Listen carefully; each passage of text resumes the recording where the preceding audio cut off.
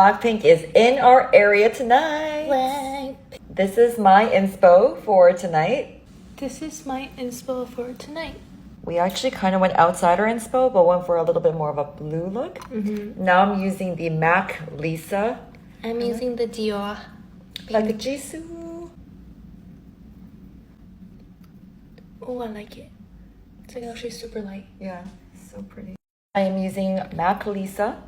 I am using Amuse Honey Fig by Ava. It's such a pretty color.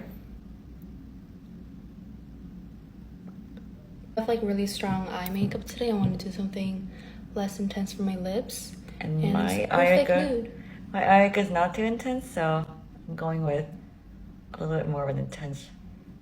Our finished look. Wait, show people your hair. How cute is this? Yeah, 2 ribbons.